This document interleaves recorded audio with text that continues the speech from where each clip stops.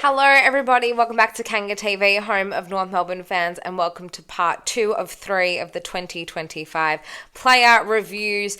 We had 39 players play for North Melbourne across season 2025, and we're going to talk about all of them here on the channel. The first part is done, it's already live. If you haven't watched that one, go watch it already. The first 13 players have been spoken about in that video. We're on to the next 13 now. I've decided against giving any ratings, be it numerical, be it alphabetical. I think these things are so subjective. What I might see as a B, you guys might see the identical thing as an A or a C. So I'm just going to give you my thoughts, and I'm going to leave the ratings up to you.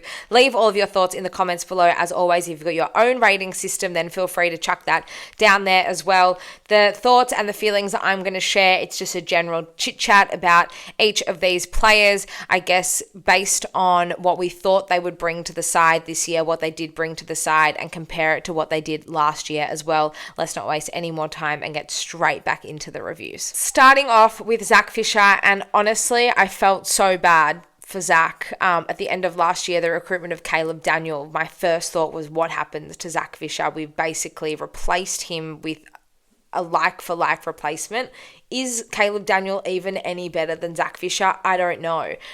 Zach Fisher didn't really get much of an opportunity in this side. He was trialled up forward a little bit, but his kicking let him down. He could have been the hero in that Fremantle game, but he kicked 3 behinds for the evening. We just need someone who's able to finish it off. And for someone who does have goal kicking experience, he was a goal kicker at Carlton, he played up forward there.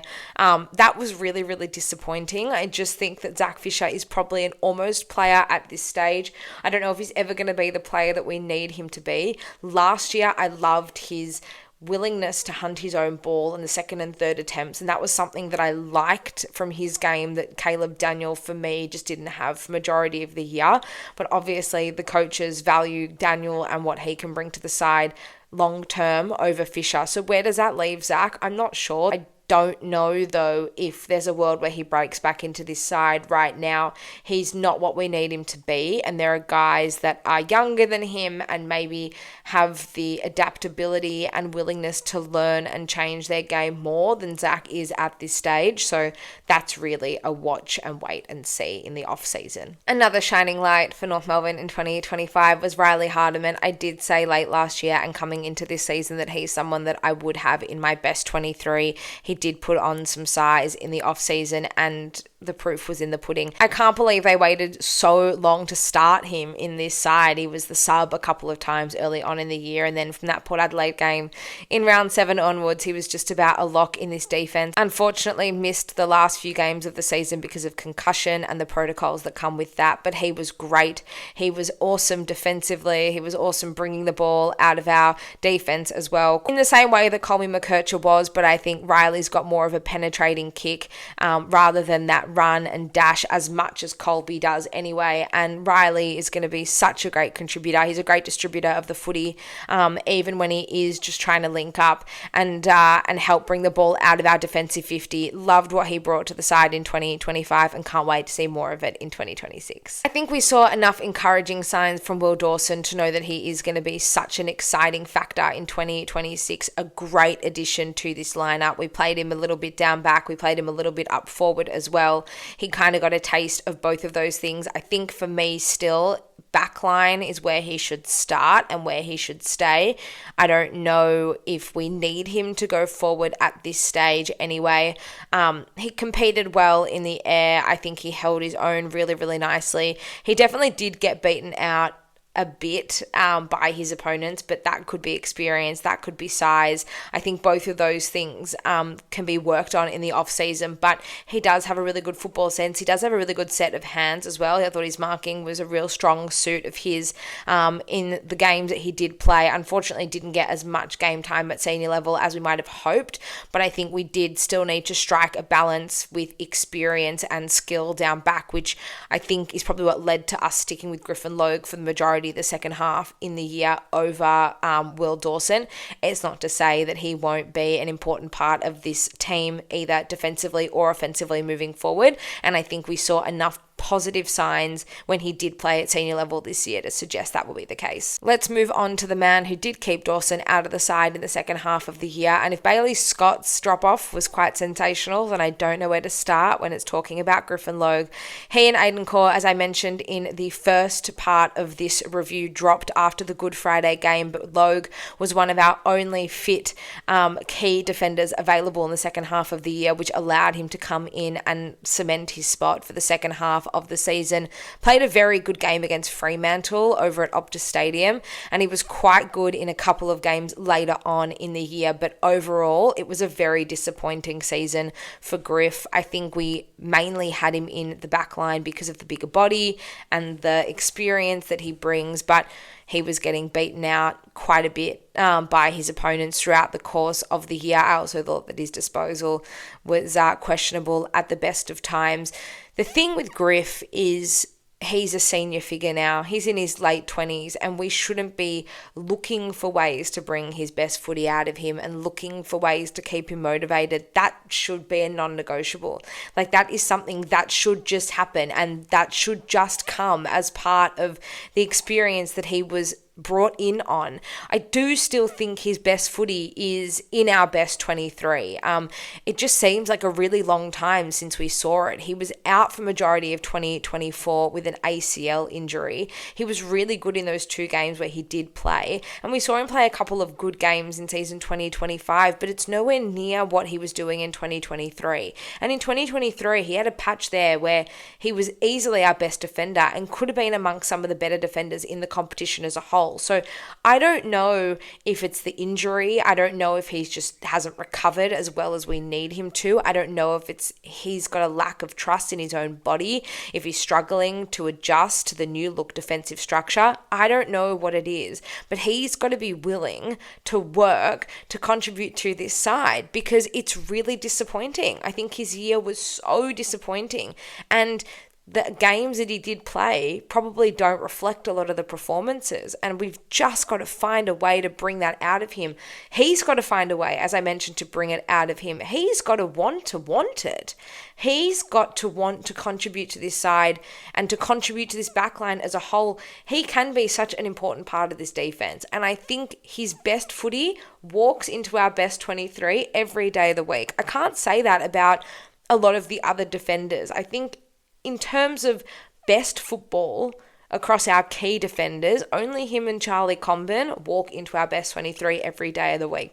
The rest of them is up for debate. The problem for Griff is we haven't seen his best footy for a really long time, and time and patience is running out because we've got guys in the VFL who are starting to develop who we want to start getting games into. We may be looking to recruit from other clubs as well, and he could, before we know it, turn into a depth player for us, and a guy that's on that much money and a guy that was supposed to come in and set a standard and bring leadership and be a real key senior figure in that backline.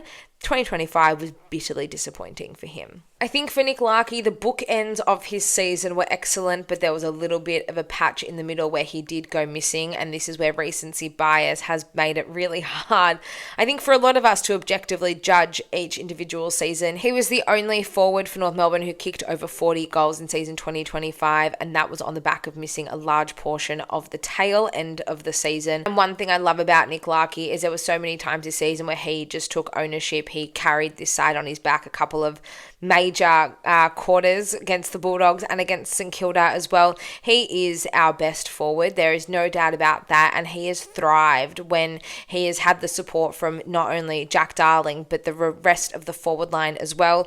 We do look a lot more dangerous and a lot more unpredictable moving forward, and it just allows him a bit more space and a little bit more freedom, I think, as well, to catch his opponents one out and to be that real dangerous, lively forward that we know he can be. The PCL injury, of course, was untimely, but it was crazy how well our forward line looked and functioned without him there in the last 3 weeks, and we were still able to pile on some pretty big scores. So that's the one thing that I would think about when we look at, and it's not a knock on Nick Larkey because he's a sensational player, but what were we doing differently in those last 3 weeks when Larkey wasn't there that made the forward line functioned so much better. There wasn't really one focal point. I think we looked for Darling as equally as we looked for Trembath, as we looked for Zurha, as we looked for Curtis. And if we can find a way to do the same thing and replicate that when Larkey is in this side, then I think that will actually make Larkey an even better player than he already is. He's a star and we absolutely love him, and we'd obviously rather him in the side than on the sidelines due to injury. And I think given the little game time he did have, particularly in the second half of the year, he was still able to make the absolute most of it, and I can't wait to see him back out there in season 2026 for him as a leader, both through his actions and through his leadership abilities and qualities. He's a great asset to this football club. We are definitely better when he's on the field than not. Considering Callum Coleman-Jones only played a quarter and a bit of football in Sydney in season 2025, he may have had one of the best seasons of any player on our list. He had a slow start to season 2025.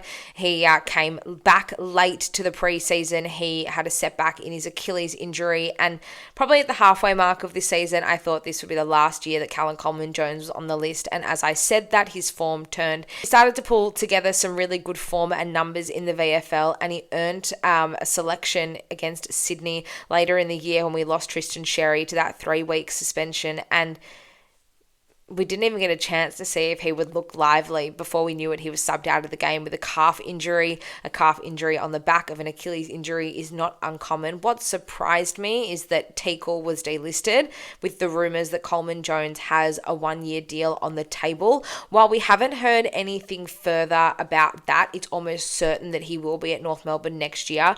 I just think his ceiling and his versatility is probably higher than what Teakle's was. I think we can see Coleman-Jones forward. We can see Coleman-Jones in the ruck, whereas with Teakle, he is what he is and he's not going to be any greater than serviceable. Regardless if Coleman-Jones is there in 26 or not, I still think he moves into third on the pecking order. I'd like Goad to be the focal point in 2026 in terms of a backup ruckman, in terms of developing him, maybe getting him some game time forward or back. But Callum Coleman-Jones, considering the circumstances of his year, has come out with a tick. Mid-season recruit in 2024, Geordie Payne made his debut and played a few games to finish out the season. I thought his first game against the Giants was really good. He wasn't bad in the 2 that followed. I just don't know if he's done enough to earn himself a contract for next year. He probably failed to impact the AFL as well as he was impacting the VFL for a lot of the year. And I know they are very, very different leagues, but I think it was quite minimal what Geordie Payne was doing in the AFL compared to at VFL level. I did see enough from Payne that I would like to keep him on the list for another year.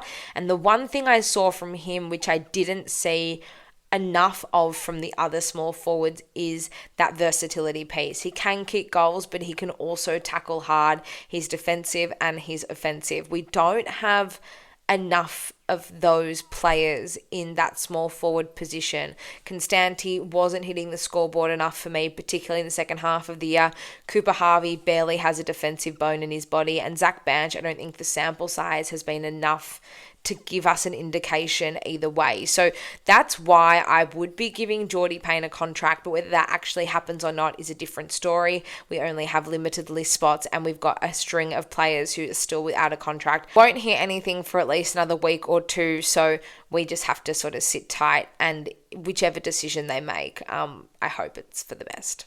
2025 was meant to be the year that Tom Powell exploded onto the scene, and while I think he did have a couple of those 10 out of 10 performances, they were few and far between. The hype and the complete player that Tom Powell promised to be in the pre-season maybe didn't come to fruition as much as we would have liked. Now, don't take me out of context. Had a very, very good season. His disposal is great. His tackling and clearance work is great as well, but I think I was expecting a wow at every line, and I just didn't get it from Tom Powell often enough. His game against the D's in round 2 was absolutely sensational, and that set a very, very high bar very early on, but he probably failed to reach that level more often than not in the games that followed. It's not to say that he wasn't impacting this side. I think he was contributing really, really nicely in some way across the rest of the games for the year, and he played every game for season 2025. 2025 as well, but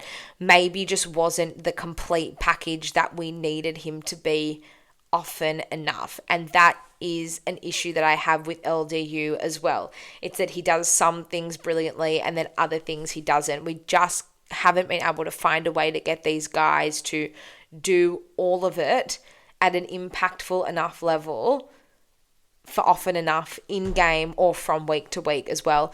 Don't know where Tom Powell sits, if I'm honest. I think heading into this year, I thought he was just going to be a great dimension for this midfield. I thought he was going to offer something different, and maybe he hasn't quite hit that expectation that I had from him. Is he going to be the player we need him to be, is what I would love to know. I love Tom Powell, and I think he's a really good player for us. We have the workhorse players and we have the superstar players, and Tom Powell could be either. It's just, is it wasted potential on him not hitting those levels that we need him to hit and that we maybe expected him to hit this year? I'm not sure. I think he had a good year. I'm happy overall with what he produced, but there's definitely room for improvement in 2026. I don't know what more I can say about Paul Curtis than hasn't already been said by all North fans throughout season 2025. One of our biggest improvers, if not the biggest improver on field. He has hit a new level, Paul Curtis. I think if he didn't have that suspension after the Port Adelaide game early on in the season, he absolutely would have been in all Australian discussions. He would have been in that 22 under 22 side. He should have been in there regardless. Also got robbed for a Goal of the Year nomination, so I don't know what the AFL world and the officials of the AFL have had against Paul Curtis throughout season 2025, but fans, particularly North Melbourne supporters, have absolutely loved what he has brought to the table. He's dynamic, he's exciting, and he is ferocious. His attack on the ball is ferocious. His defensive pressure is ferocious. His tackling inside the forward 50 in particular is ferocious. His work rate is enormous. So many times he's the one intercepting the ball in our back line, and then before you know it, he's on the receiving end of a pass inside forward 50 in the same chain. Absolutely love Paul Curtis. Love what he is doing in this side. Crazy to think that he's only 22. There is still so much room for him to grow and so much room for him to just develop his craft further. He and Cam Zurhaar are a very underrated duo of this competition. The medium-sized forward duo. They're both very, very explosive. They're hot-headed and they just see ball, get ball at all costs. I love what he brought to the side this season, and I do think that he'll finish really strongly in our best and fairest as well. And I'm so excited about what he is going to do for this forward line and for this side in 2026. I'm going to group Luke Parker and Jack Darling together because I think I can speak for both of them and I can kind of give the same feedback. They did exactly what they were supposed to do for this side and for North Melbourne as a football club in season 2025, and I think these are two excellent recruitments. At the end of 2024, leadership, tick, standard setting, tick, ability to change the game. Both of them had their moments either individually or the way they impacted and helped those around them. There were a couple of games there where Luke Parker, I thought, was just going to win it on his own. He was the guy in the middle of the ground. He was the one tackling. He was the one in those match-defining moments that was stepping up to the plate. Same way Jack Darling almost won the game of his own boot against Brisbane. He was instrumental against Richmond in the first game at the MCG, the same way he was in the middle parts of the game against the Gold Coast Suns as well. Darling definitely got more than he bargained for by spending a large portion of the year in the ruck as well. I don't think he even expected to be actually, I know that he didn't expect to be doing that when he came across to Arden Street, but the way that he has helped the guys around him in that forward line. I can't remember the last time our forward line functioned so well, and he's been a big part of that. His body work and what he does off the ball to help the likes of a Trembath or a Larkey or even a Curtis or a Zurhaar be able to move into space that wasn't there before. That's all on him. For Parker, I mean, he's been a really, really important part of this midfield along with George Wardlaw. They are our two best defensive midfielders, and it's scary that Parker has had such a big impact in terms of him as a player on this midfield. It's like Finn O'Sullivan. Finn O'Sullivan being one of the best kicks under pressure and one of our most composed ball users is awesome, because he's part of this future, but it's worrying at the same time that we didn't have that before now. And I kind of feel the same way about Luke Parker. We haven't had a midfielder quite like him probably since Ben Cunnington a few years ago. Just the leadership, the composure, the aggression. We don't have those things from a lot of our midfielders, and for Luke Parker to come in and to take that role and responsibility so seriously and to do it so well has been awesome. But for a guy that's in the twilight of his career and is really here to help us develop, we probably rely on him a little bit more than we should. So for both of those guys, I think they've had excellent seasons in their own right, and I think the fruits of their labour, either them themselves or the guys around them, has been obvious for majority of the year. And I think we're so lucky to have both of them at the football club, off field as well. The standard they set, the guidance they give, has just been awesome. The feedback has just been nothing but positive from both of those guys. You can see it with the naked eye. You hear about it around the club throughout the year, and I am so thankful that we've got them with us for at least another season, to continue working with us. And finally, fan favourite Will Phillips, and I don't know what the future of Will Phillips holds at North Melbourne. I don't know if he will be at the club in season 2026 and beyond.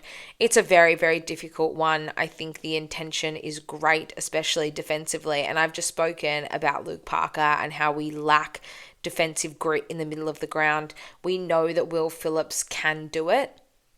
It's just, is he big enough to be the guy? I think if he was bigger, both in height and in structure, then maybe he'd be that defensive, big-bodied mid that we've needed all along. But he is just a little bit too small. His clearance work was good when he had the opportunity in the side. His tackling work was good when he had the opportunity.